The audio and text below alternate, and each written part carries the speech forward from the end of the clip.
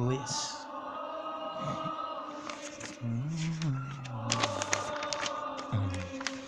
Je vous salue encore cet après-midi au nom de Jésus-Christ. Je voudrais juste partager avec vous une pensée que le Seigneur a déposée dans mon cœur. Nous sommes dans le livre de Josué chapitre 1 à partir du verset 7. La Bible dit: fortifie-toi sainement et bon courage, en m'agissant fidèlement selon la parole, selon la loi que Moïse mon serviteur t'a prescrit, et n'étant ne tournant ni à gauche ni à droite, afin de réussir dans tout ce que tu entreprendras de faire. Que ce livre de loi ne s'éloigne point de ta bouche, médite jour et nuit, pour agir fidèlement selon tout ce qui est écrit. Car c'est alors que tu auras du succès dans tes entreprises, c'est alors que tu réussiras. Ne t'ai-je pas donné cet ordre? Fortifie-toi et prends courage. Ne t'effraie point et ne t'épouvante point, car l'Éternel ton Dieu est avec toi dans tout ce que tu entreprendras de faire. Lorsque nous lisons ce passage, nous remarquons que le Seigneur est en train de nous interpeller, de nous demander, de nous fortifier, de prendre courage. Au verset 7, il nous dit simplement: prends courage et fortifie-toi. Vous savez, la faiblesse sera toujours inévitable. C'est pendant la bonne nouvelle que la force sera toujours renouvelée dans la présence de Dieu. Comme nous le savons dans Ésaïe 40, verset 27 au verset 30, le Seigneur promet de fortifier ceux qui se confient en lui. Ceux qui se confient en Dieu ont alors une assurance certaine d'être renouvelés dans sa présence, de voir leur force être restaurée, de voir leur âme être impactée, de voir leur esprit être encore impacté et influencé encore par le Seigneur. Vous savez, chaque jour suffit sa peine. Dans le livre de Matthieu chapitre 6, le Seigneur dit: le pain quotidien, il y a un pain quotidien pour chaque jour. Il y a une fraîche onction pour chaque jour. Pour chaque jour, il y a une dose, que Dieu veut te donner. Pour chaque jour, il y a une fraîche onction que Dieu veut déposer sur toi. Chaque jour, Dieu veut apporter une nouvelle révélation de sa personne en toi. Chaque jour, Dieu veut encore te toucher et te fortifier. Alors voilà pourquoi il dit: prends courage et fortifie-toi. Nous devons prendre courage dans la présence de Dieu. C'est une invitation que le Seigneur nous donne.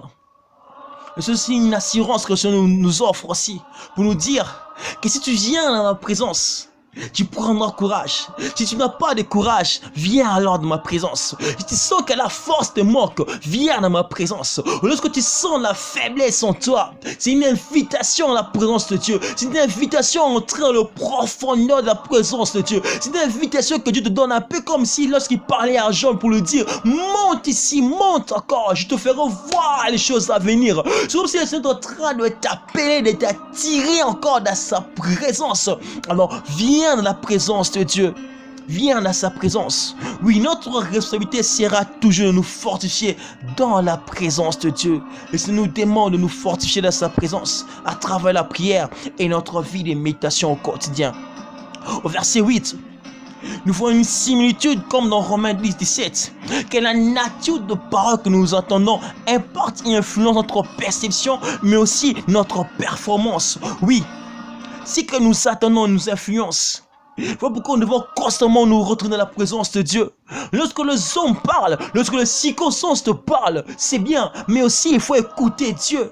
Il faut te réfugier à la présence de Dieu, lui dire: Père, qu'est-ce que tu dis, Seigneur? J'ai entendu les circonstances parler, j'ai entendu les hommes parler, mais je viens à ta présence aussi, au Père, pour t'entendre me parler. Je veux écouter, Seigneur. Je veux que tu puisses me parler. Je veux que tu puisses me révéler, Seigneur. Je veux que tu puisses m'imparter. Je veux savoir ce que toi tu penses. Je veux savoir ce que toi tu penses, Seigneur Père. Parle-moi encore. Oh yes. Oui, nous devons proclamer et confesser la parole de Dieu dans nos vies. Il dit à Josué: confesse cette parole, mais déclare-les dans ta bouche. Lorsque tu confesses la parole de Dieu, tu confesses ta victoire. Tu es en train de soumettre les circonstances sous l'autorité de Dieu. Tu es en train de poser les fondations pour recevoir la révélation divine.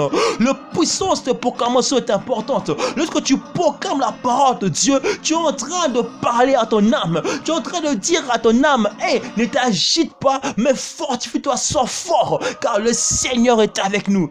Oui, la prière associée aux paroles de proclamation est extrêmement puissante et remplie de révélations profondes. Ces révélations nous permettent d'augmenter notre précision dans nos prières, mais aussi nous permettent de recevoir des orientations divines afin de mieux nous préparer et de mieux faire face aux défis qui se tiennent devant nous. Oui, la plupart du temps, Dieu nous visite. Bien souvent, nous avons du mal à reconnaître la visitation de Dieu. Parce que nous ne sommes pas dans la prière, nous ne sommes pas dans sa présence. Lorsque la promesse tarde, continue de prier. Plus ça tarde, plus élève encore ton esprit dans la prière. Plus ça prend du temps, plus c'est avant encore de la profondeur de la présence de Dieu. Plus ça traîne, plus ça amène toi encore de la profondeur. Plus ça dure, plus ça entre encore de la profondeur de la présence de Dieu. Car c'est là que Dieu t'entend.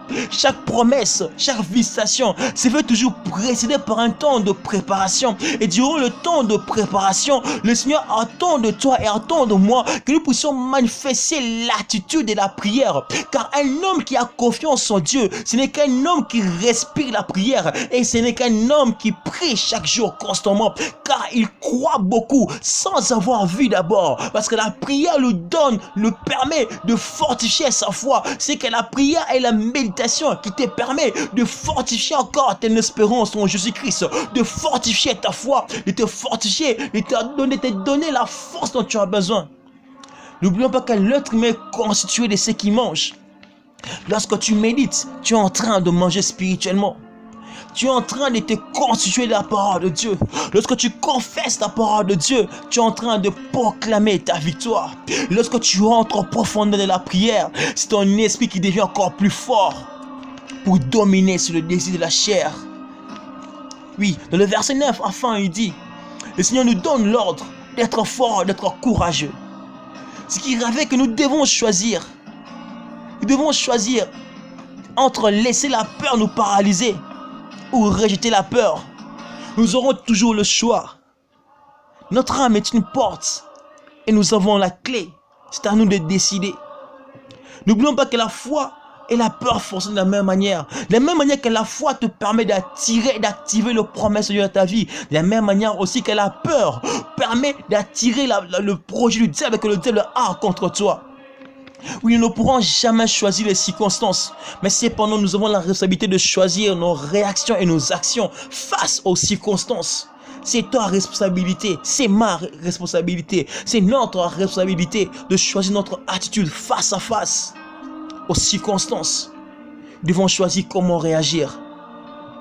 Et si on nous donne cet ordre de ne pas avoir peur, n'aie pas peur parce que Dieu est avec toi. Ne te laisse pas influencer par la peur. Ne laisse pas la peur dominer sur toi. Mais fortifie-toi dans la présence de Dieu. Oui, la présence de Dieu est notre plus grand capital et notre plus grande assurance. Et ça nous demande de monter dans nos prières, de monter encore vers lui. Car un homme qui a confiance en Dieu n'est qu'un homme qui respire la prière quotidiennement. La persévérance à la prière permet de briser la résistance du défi. La prière nous fortifie et nous restaure et renouvelle nos forces. La prière amène la manifestation du divin dans le quotidien de l'homme. La persévérance dans la prière nous permet d'accéder le conseil de Dieu, comme dans Amos 3, le verset 7. Il lui dit que Dieu ne fait rien sans avertir ses serviteurs, le prophète, ceux qui se tiennent dans sa présence. Lorsque tu vis dans la prière, lorsque tu respires la prière, rien ne peut te surprendre.